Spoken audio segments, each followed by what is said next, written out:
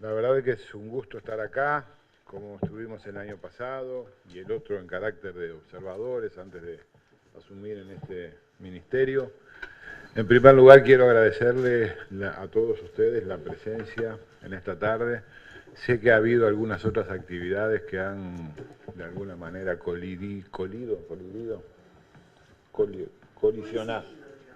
coincidido o colisionado con esta otra. Y la verdad es que, de cualquier manera, el agradecimiento es sincero porque siempre es bueno poder compartir con la sociedad civil las cosas que de las políticas públicas se van realizando. Y este ha sido un año particularmente intenso en la Cancillería, donde nos hemos preocupado y ocupado de muchas cosas, que yo quiero compartir con ustedes quizás en un informe que puede ser un poco largo, pero me parecía que dejar de mencionar algunas de las cosas que hemos hecho podría sonar como a una omisión que no es oportuna. ¿Mm? Porque hemos dado muchos pasos en muchos ámbitos, en muchas materias vinculadas a los derechos humanos, al medio ambiente, a la contribución a la paz, a la seguridad internacional. Quizás de la manera más notoria y pública, que es a través de nuestra membresía no permanente en el Consejo de Seguridad de Naciones Unidas, donde en enero del año pasado ingresamos ya como presidiendo el Consejo de Seguridad de Naciones Unidas, y el 6 de enero ya se presentaba un problema de carácter grave internacional con unos ensayos nucleares en Corea del Norte. Por lo tanto, nuestro debut a partir de ahí fue bastante movido, donde organizamos además varios debates, uno sobre, lo recuerdo perfectamente, sobre protección de civiles en conflictos armados, que ese es un poco el corazón o el numen inspirador de nuestra presencia en el Consejo de Seguridad de Naciones Unidas, al que dirigió nuestro vicecanciller, el embajador José Luis Cancela,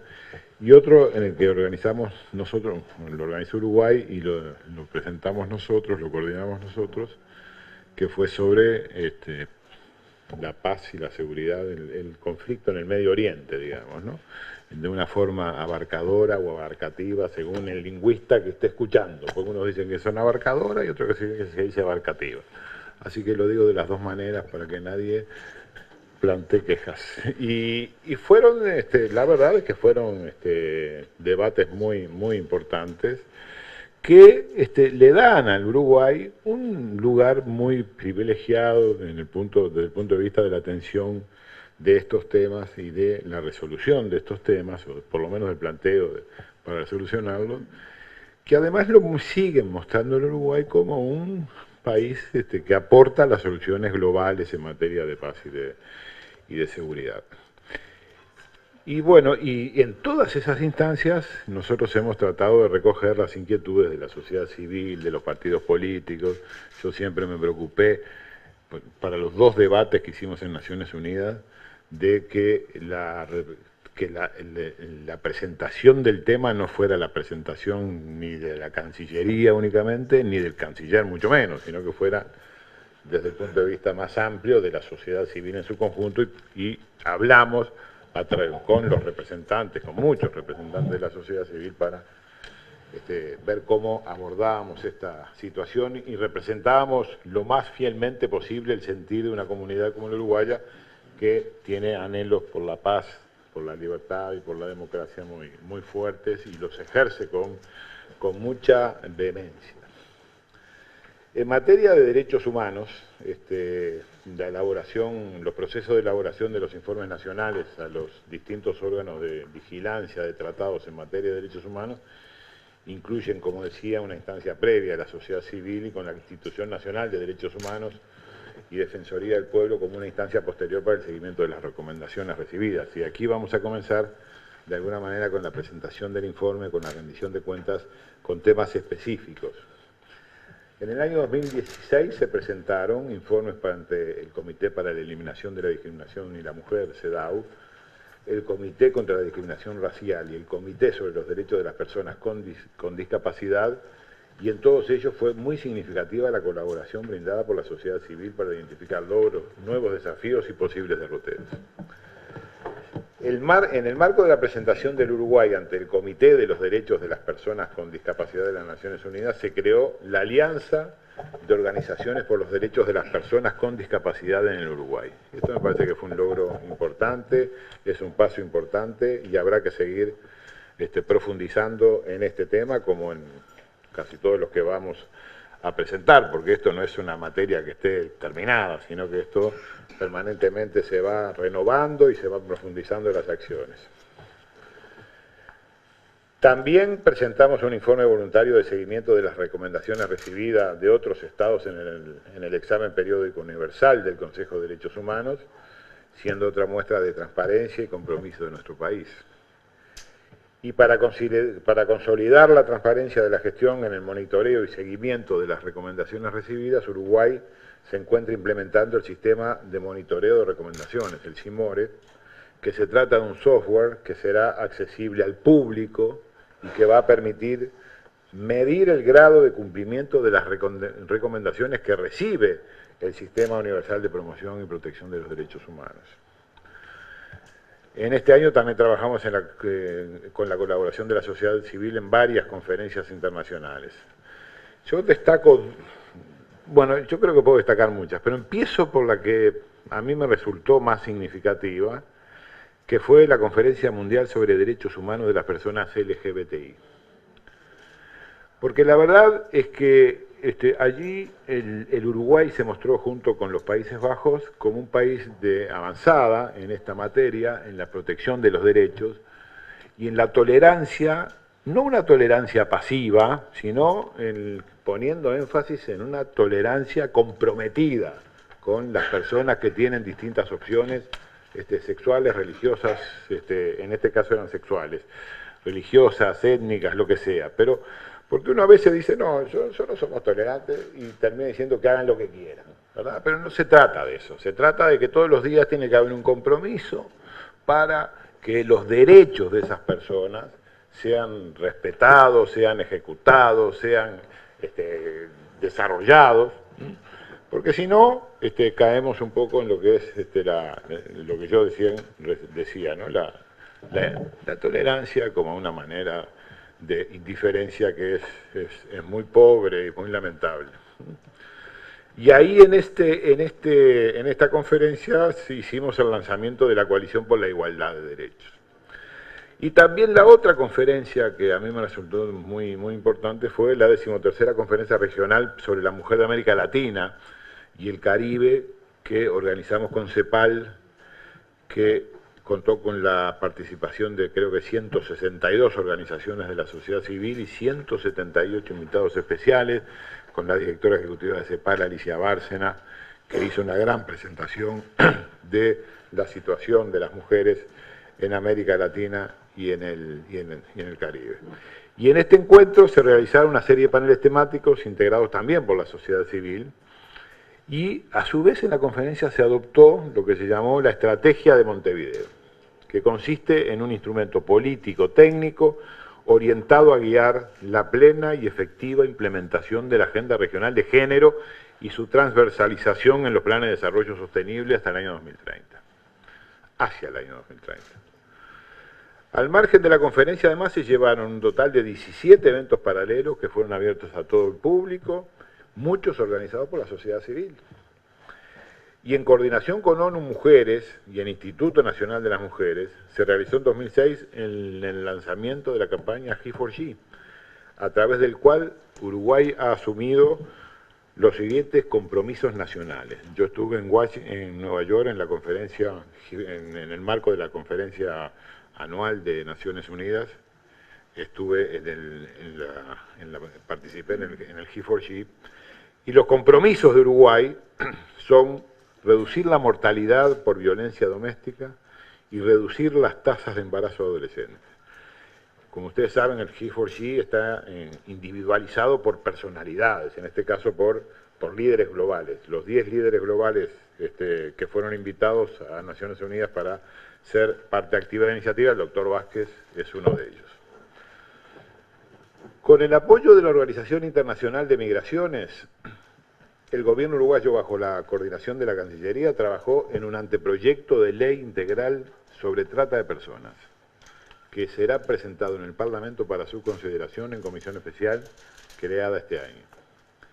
Y también junto a InMujeres se elaboró y presentó al BID un proyecto Trata de Mujeres, Recursos y Respuestas para su combate en frontera. Un tema central vinculado a la defensa de los derechos humanos, en donde quizás sea importante mencionar y reconocer que la sociedad civil estuvo muy involucrada, es la defensa internacional de las políticas nacionales de control del tabaco conforme al convenio marco de la OMS. El caso planteado contra Philip Morris, contra el Uruguay en el año 2010, fue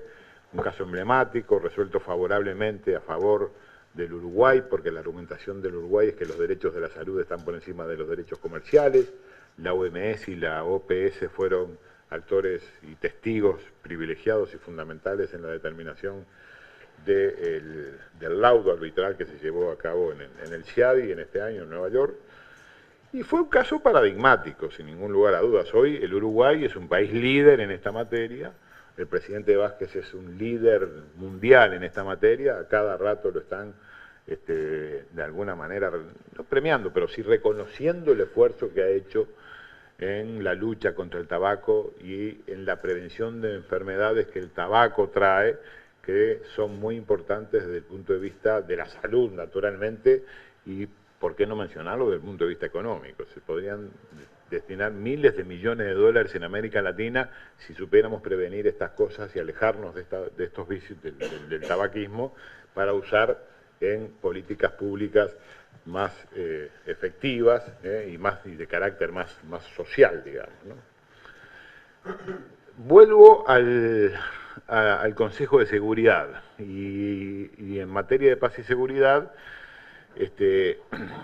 nosotros, como dijimos, hemos realizado diversas actividades para informar a la sociedad civil sobre las acciones que se han llevado a cabo en este órgano principalísimo de Naciones Unidas. Y en este sentido habría que destacar eventos en conjunto con el Parlamento, la prensa y la academia, que fueron instancias que contaron con el apoyo y la coordinación de actores de la sociedad civil. Otro tema en el que se trabajó mucho también y que a todos nos involucra, es el tema del medio ambiente. En esta materia, en la Conferencia de las Naciones Unidas sobre el Desarrollo Sostenible de Río 20+1, o Río +20, perdón, que se realizó en Río en el 2012, se firmó la declaración sobre la aplicación del principio 10 de la Declaración de Río del 92 sobre el medio ambiente y el desarrollo en América Latina y el Caribe. El principio 10 de la Declaración de Río del 92 especifica que el mejor modo de tratar las cuestiones ambientales es con la participación de los ciudadanos, los cuales deberán tener acceso adecuado a la información sobre el medio ambiente. Y en ese marco, desde hace ya un año, la Cancillería se encuentra negociando el texto de un acuerdo regional sobre acceso a la justicia y a la información medioambiental, acceso a la justicia y a la información medioambiental en el ámbito de la CEPAL. Esta Cancillería, como parte del Sistema Nacional de Respuesta al Cambio Climático, ha participado activamente del proceso de creación de la Política Nacional de Respuesta al Cambio Climático. Se han realizado 6 jornadas que contaron con amplia participación de actores públicos y privados, así como de la sociedad civil a fin de redactar los principales lineamientos de la misma. Asimismo, se participó en la 22ª Conferencia de las Partes del Acuerdo de Naciones Unidas sobre Cambio Climático, donde además de la participación de todos los países miembros de Naciones Unidas, la sociedad involucrada en el tema estuvo presente. Y en junio, en ocasión de la visita del Relator Especial de Naciones Unidas sobre los Derechos Humanos y el Medio Ambiente, se coorganizó, junto al Ministerio de Vivienda, Ordenamiento Territorial y Medio Ambiente, la Institución Nacional de Derechos Humanos, el Sistema de Naciones Unidas en Uruguay, el Programa de las Naciones Unidas para el Desarrollo y FESUR, un taller abierto a la participación de la sociedad civil y del público en general. El 1 de noviembre, este es un hecho también importante, Las delegaciones de Argentina y de Uruguay ante la CARU entregaron ante las respectivas cancillerías los informes de los resultados correspondientes a las actividades de monitoreo del Comité Científico de la Planta Orión, ex Botnia, UPM, el río Gualeguaychú en su desembocadura en el río Uruguay y el río Uruguay en la zona de influencia de la Planta Orión y del río Gualeguaychú. Estos informes están publicados por ambas cancillerías, se transparentó esta información, había mucha desinformación al respecto y como ustedes saben, en un nuevo relacionamiento que tenemos hoy con la Cancillería Argentina y con el gobierno argentino, hemos decidido monitorear el río Uruguay en toda su extensión, desde Bella Unión hasta Nueva Palmira, porque el río Uruguay es un patrimonio no solo común desde el punto de vista hasta histórico, sino también desde el punto de vista económico, que tiene que ser preservado para las futuras generaciones. Y el 28 de septiembre se presentó el informe país, elaborado también por el Ministerio de Ordenamiento Territorial y Medio Ambiente y de Vivienda para la Conferencia de Naciones Unidas sobre la Vivienda y el Desarrollo Urbano Sostenible Hábitat 3, que se realizó en Quito en octubre de este año. Y posteriormente se abrió una instancia de diálogo e intercambio con instituciones interesadas que contó con la participación de la sociedad civil, la academia y los gobiernos departamentales. La Cancillería allí expuso sobre el proceso y el trabajo llevado adelante para la redacción del documento final ONU Habitat. Y en cuanto a límites y fronteras, podemos señalar como un gran logro del país lo relativo al límite exterior de la Plataforma Continental Uruguaya. En agosto, la Comisión de Límites de la Plataforma Continental, órgano técnico creado por la Convención de Naciones Unidas sobre el Derecho del Mar, comunicó a nuestro país su recomendación acerca del establecimiento del límite exterior de la Plataforma Continental Uruguaya a 350 millas marinas, lo que implica una extensión territorial del Uruguay de 83.000 kilómetros cuadrados más. Esta nueva delimitación brinda certeza sobre la extensión geográfica de los derechos de soberanía sobre los recursos del lecho y del subsuelo. Esto no tiene nada que ver con la pesca, sino que es sobre el lecho y lo que está abajo del lecho y las cosas que no se mueven. Sobre eso es que tenemos derecho nosotros. Y esto fue producto de una colaboración de técnicos, científicos, expertos, asesores a través de la Comisión Asesora del Poder Ejecutivo para el establecimiento del límite exterior de la Plataforma Continental. Siguiendo con la política de frontera, en el mes de octubre se llevaron a cabo los comités de integración Bella Unión Montecaseros, Concordia Salto y Paysandú Colón, y en ese ámbito se conformaron las comisiones de facilitación fronteriza, infraestructura, comercio y producción y políticas sociales. La reactivación de la Comisión Permanente de Cooperación para el Desarrollo de Zonas de Frontera Uruguay-Argentina, CODEFRO, a fin de promover el desarrollo regional, la que llevaba varios años de interrupción en su habitual frecuencia de reuniones. El 18 y el 19 de abril se celebró la 10ª reunión de alto nivel, el RAN, como le llamamos acá, en Brasilia, donde se examinaron por parte de las delegaciones de ambos países, entre otros asuntos, salud y prevención epidemiológica, educación, cultura, formación profesional, cooperación policial y jurídica, asuntos laborales, de previsión social, pesca, saneamiento, infraestructura, etc. Después vamos a ver un poco del saneamiento de una experiencia en Aceguá con el tema del saneamiento. El principal resultado de este RAN fue la adopción del Plan Integrado para la Frontera. Si hay algo de lo que hoy nos podemos enorgullecer es que no solamente América Latina es una región libre de conflictos armados, con esto de Colombia ahora finalizado, sino que además entre Uruguay y Brasil se puede decir perfectamente que hay una política de fronteras de paz y de amistad entre ambos países y la ha habido siempre, más allá de que de repente puede haber alguna pequeña desinteligencia entre autoridades de ambos países respecto al tránsito de personas o de bienes. Pero este plan integrado para la frontera con el objetivo de promover la acción integrada y complementaria de los entes públicos de ambos países, se buscaba en él promover las experiencias exitosas del proyecto Fronteras Cooperativas. Y lo que me parece muy importante es que la importancia estratégica que representa para el desarrollo regional la concreción de la hidrovía Uruguay-Brasil, porque muchas veces hablamos de la hidrovía y en general la primera imagen que se nos aparece es la hidrovía Uruguay-Paraná-Paraguay, ¿no? Que es la más importante, por cierto, y es muy importante. Pero también la hidrovía Uruguay-Brasil es muy importante si tenemos en cuenta las importantes implicaciones socioeconómicas y ambientales involucradas en esa instancia que abarca la cuenca de la Laguna Merín, que ocupa nada más ni nada menos que 6 millones de hectáreas de ambos lados. No 6 más 6, sino 6 en total. El Uruguay tiene 15 millones de hectáreas, o 18 millones de hectáreas si atendemos a la superficie total. 15 millones de hectáreas fértiles, digamos, ¿no? Sacando la ciudad de la carretera, los pueblos.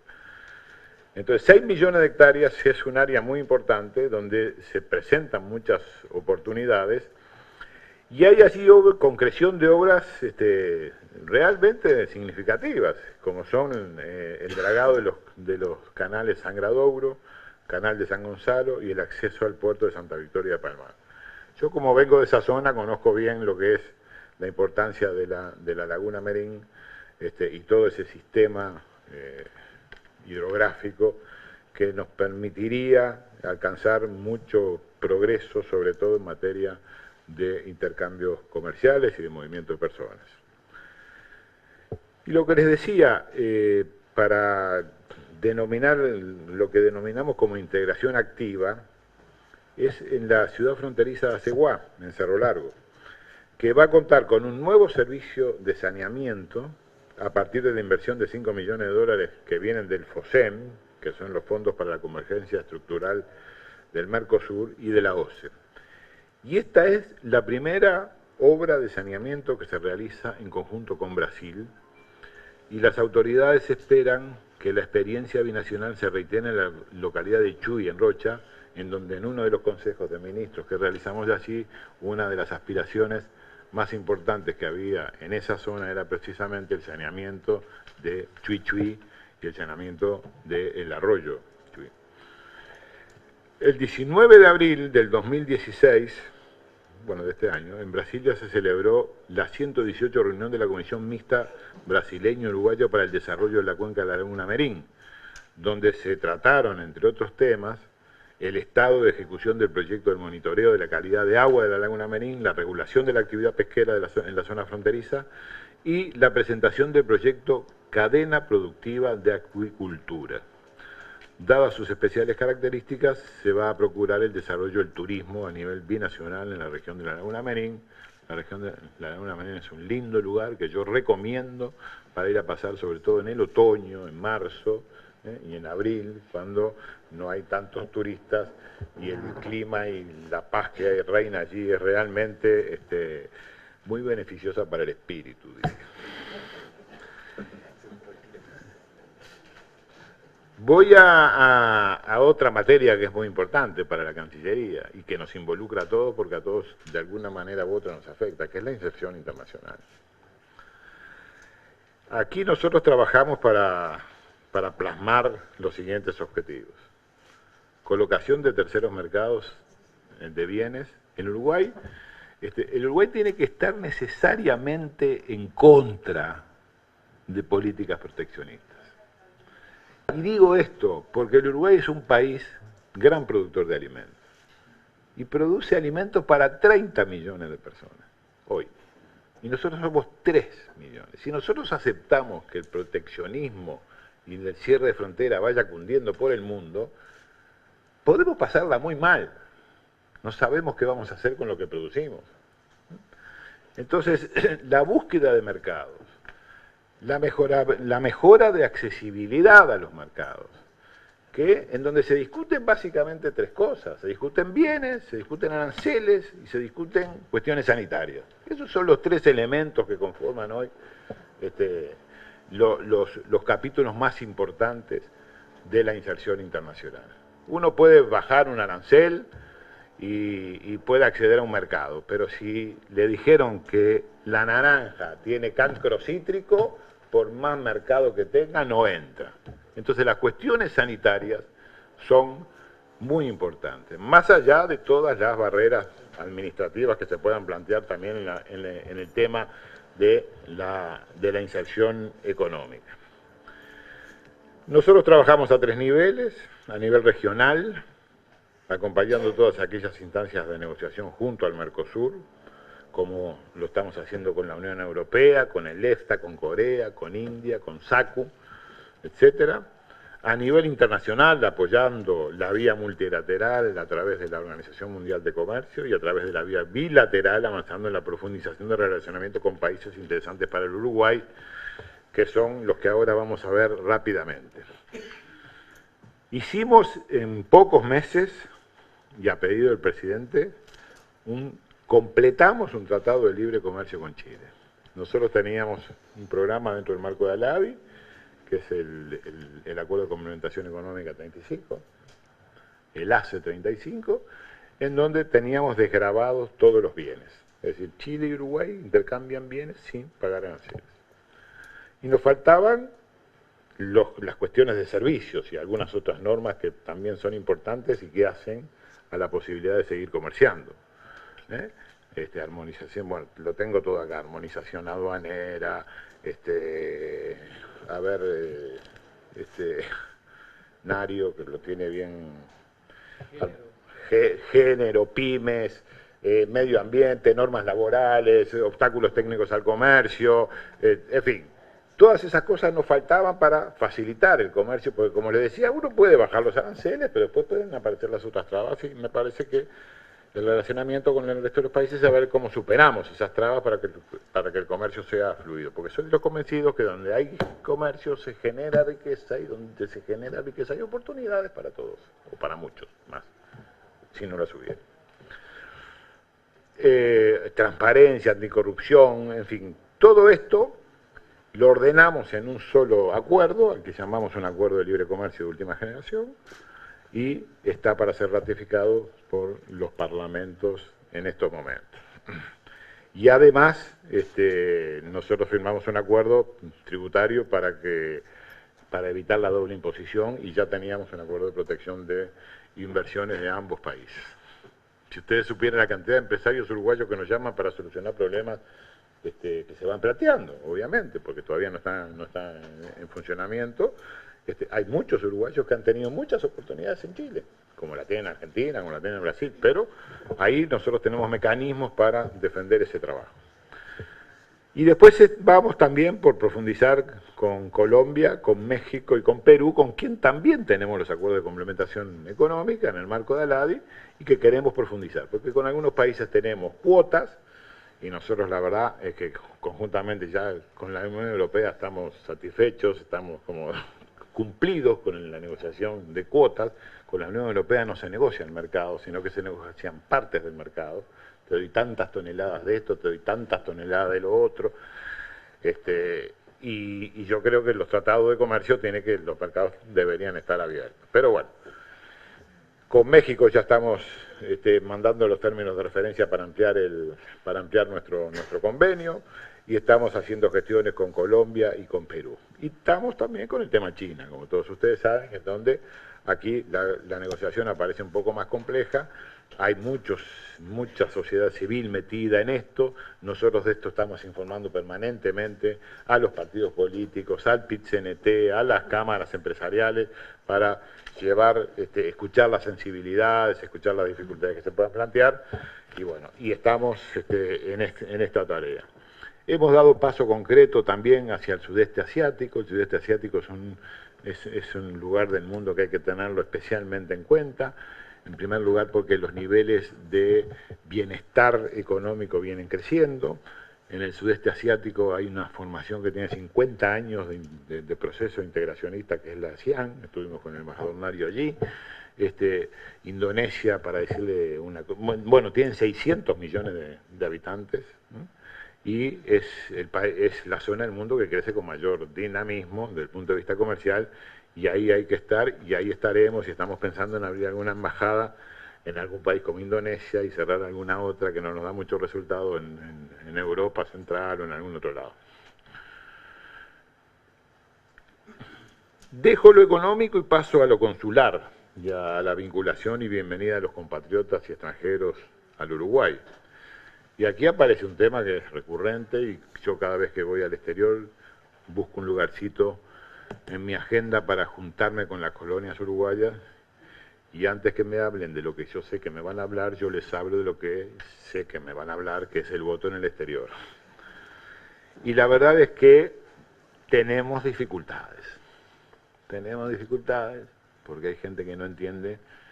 que ese es un derecho inalienable, que lo ejercen aquellos que tienen posibilidades económicas de ejercerlo, con lo cual me parece la peor de las discriminaciones, porque aquel que se puede pagar el pasaje en el avión, esté donde esté, viene, tiene la credencial, vota y se va. Y el que no puede, no lo puede ejercer. Es un derecho fundamental para un país como el Uruguay, como es el derecho al voto, en el que durante el pasado murió tanta gente en batallas fratricidas. Y hoy estamos en un momento de dificultades, porque para esto tenemos que buscar caminos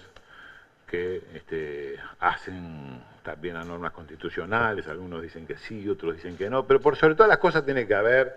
un sentimiento general de que la sociedad uruguaya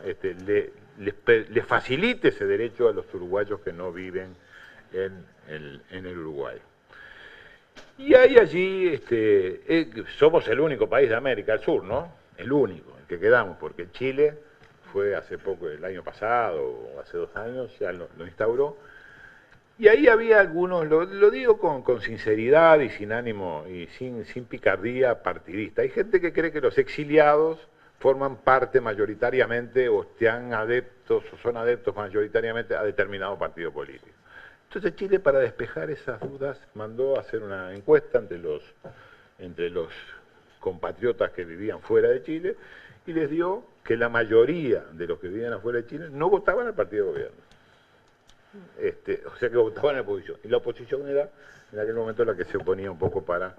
estas cosas. O sea que este es un tema que hay que abordarlo sin preconceptos, sin prejuicios y ver cómo podemos hacer entre todos lograr este beneficio, este derecho. Y la única referencia partidaria que yo voy a hacer es para hacer un mea culpa, porque nuestro partido, que está en el gobierno, tuvo más votos que la reforma constitucional para habilitar el voto en el exterior, con lo cual muchos de los que suponíamos que íbamos a conseguir, no lo conseguían, no quisieron. O sea que hay un trabajo ahí para hacer también, pero eso lo harán otros que se ocupan de esas cosas. Algunos destaques, por ejemplo, la Junta Nacional de Migración, presidida por Cancillería, elaboró un documento marco sobre política migratoria, homologado por el presidente Vázquez el 29 de agosto pasado, y este documento contó con numerosos aportes de la sociedad civil, habiendo participado los representantes del Consejo Consultivo Asesor de Migración en casi todas las reuniones de la Junta Nacional en este año. Una muestra de esta dinámica de intercambio fue el apoyo otorgado al 6º Encuentro de Migración y Ciudadanía, organizado por la Red de Apoyo al Migrante y el Consejo Consultivo Asesor de la Migración, realizado en la sede de esta Cancillería el 11 de agosto de este año. También se recibieron insumos de la sociedad civil para la reglamentación del artículo 162 de la Ley 19.355 del Presupuesto Nacional, el que faculta al Poder Ejecutivo a otorgar la residencia legal a personas extranjeras que permanezcan en el país en forma irregular y que se encuentren en especial situación de vulnerabilidad. Y asimismo, la Dirección General para Asuntos Consulares y Vinculación viene desarrollando un trabajo continuo y en coordinación con la sociedad civil para atender adecuadamente los casos de emergencia y de urgencia de extranjeros al amparo de otra ley, que no voy a decir el número, porque dentro de 5 minutos estamos todos olvidados del número, y que me interesa destacar que de la aprobación de esta legislación se han otorgado más de 13.500 residencias permanentes a nacionales de estados parte del Mercosur y familiares uruguayos extranjeros, de las cuales 6.500 fueron aprobadas este año. Y con el fin de fortalecer la atención y la vinculación con nuestros compatriotas en el exterior, las oficinas consulares de la República, en coordinación con organizaciones de uruguayos residentes en el exterior, realizaron 32 consulados móviles para atender a muchos compatriotas impedidos de llegar hasta las oficinas consulares, muchas veces sin razón de su situación migratoria irregular. Y en otro orden se apoyó al Consejo Consultivo en París en la organización del cuarto encuentro regional de consejos consultivos y asociaciones, y asistieron al mencionado evento organizaciones de uruguayos de Alemania, de Francia, de Noruega, de Italia, de Inglaterra, Dinamarca, Suecia, Estados Unidos y España. O sea que esto muestra una avidez muy importante de los compatriotas que están en el exterior ante las propuestas que se realizan para vincularse permanentemente con nuestro país. Y también se realizó el primer encuentro de jóvenes residentes en el exterior. Esto fue acá en el Instituto Artigas del Servicio Exterior y del Instituto Nacional de la Juventud, y participaron jóvenes uruguayos que vinieron de Australia, de México, de Argentina, de Brasil, de Suecia y de Francia. Bueno, y hubo numerosos encuentros presenciales, videoconferencias, con organizaciones de uruguayos residentes en el exterior, fortaleciendo la vinculación con estos en muchísimos países, ¿no? Venezuela, Israel, España, México, Paraguay, Argentina, Australia, Nueva Zelanda, Estados Unidos. Y a solicitud de las organizaciones de uruguayos en el exterior, se colaboró con el envío de donaciones por nuestros compatriotas al Uruguay, y se está coordinando con el SINAI y el Banco de la República la apertura de una cuenta especialmente para uruguayos residentes en el exterior. Esto es para aquellos que dicen que los uruguayos no pagan, los que están afuera no pagan impuestos y entonces no pueden votar, pero la solidaridad de los orientales, de nuestros compatriotas, se manifiesta ante cada una de los eventos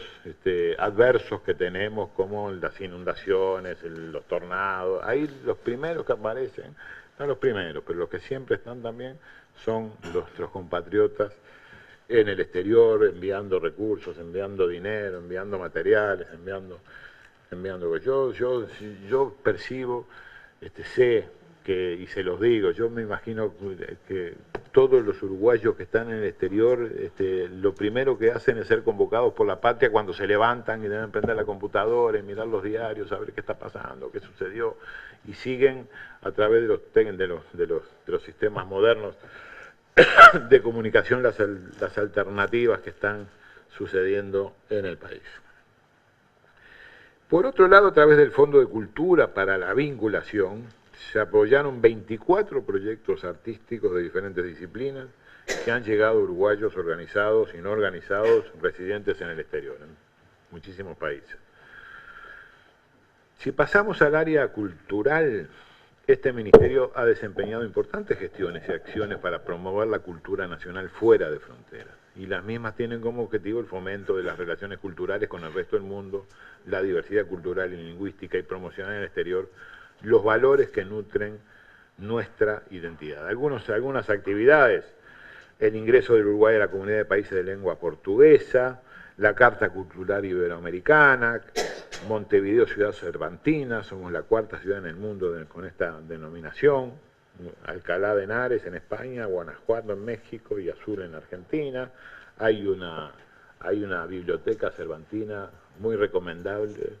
en la Universidad de Montevideo, allí en la vuelta del Estadio Centenario, que tienen allí una de las facultades. Es muy importante y es digno de ir a verlo. El estrechamiento de los vínculos con las escuelas Uruguay y José Artigas que hay existentes en el interior, con la cultura cinematográfica uruguaya. Los embajadores organizan la Semana del Cine Uruguayo en las ciudades donde están, y pasan toda una semana de películas y de filmes hechos de producción nacional. Bueno, podría seguir con estos proyectos de fomento artístico-cultural a través de los fondos de incentivo cultural, la Comisión del Patrimonio Cultural de la Nación, la Comisión Interministerial de Apoyo al Tango, vienen los 100 años de la Comparsita. Mucho énfasis en dedicar el 50% de las actividades culturales promovidas a la promoción de la mujer artista, como compromiso con la equidad de género. Y otro tema que es nuevo y que me gustaría abordar y que tiene una fuerte relación con este intercambio precisamente que estamos manteniendo hoy es lo relativo a gobierno abierto. El gobierno abierto se puede sintetizar en los consejos de ministros en el interior, en donde los ministros van con el presidente de la República a pueblos y ciudades pequeñas, a veces en capitales departamentales, donde le mostramos a la gente cómo se trabaja, cuáles son los temas que los ministros van llevando, y donde previamente los ministros nos reunimos con organizaciones civiles de cada uno de los lugares, donde nos plantean los problemas que tienen. Y eso la verdad es que es un acercamiento muy importante en una sociedad democrática y participativa, porque las dos son sinónimos, y cuanto más participativa, más democrática se vuelve la sociedad, porque a veces es tan difícil venir a un ministerio, venir a una oficina, donde el centralismo montevideano todavía todavía vive y lucha, que ver allí a los ministros, tener la oportunidad de decir, mire, yo quiero hablar con el ministro de Salud Pública porque hay una policlínica que tal cosa, o yo quiero hablar con la ministra de Industria porque hay una fábrica de dulce membrillo que no sé qué cosa, y no van a venir a Montevideo por eso, y sin embargo, en esas instancias se acercan los actores sociales con los que estamos con estas responsabilidades, y se facilita esa vinculación entre ambos estamentos. Y después también, ¿por qué no decirlo? La verdad es que ver a un presidente de la República para un niño que tiene 8 o 9 años, se acuerda para toda la vida. Después, acá estuvo el presidente fulano, acá estuvo el presidente mengano. Y me parece que es esto que el Uruguay tiene como se llama ahora gobierno abierto, hizo que el gobierno de Francia invitara especialmente al Uruguay, estuvimos la semana pasada o la otra en París, en una actividad en donde además tuvo esta característica que fue notable, ¿no? Que los presidentes, que se viajaron 14.000 o 15.000 kilómetros, tenían 5 minutos para hablar y nada más, porque lo importante era que hablara la sociedad civil. Y eso me pareció de un gran valor, que todo el mundo lo destacó, porque no es como esto, que yo hace media hora que estoy hablando y ustedes están aquí escuchando pacientemente. Pero como yo tenía que rendir cuentas, me extendí un poquito y no quiero dejar nada afuera. Pero esto del gobierno abierto, la verdad, que es muy importante en materia de compromiso de derechos humanos y de otras cosas. Salteo.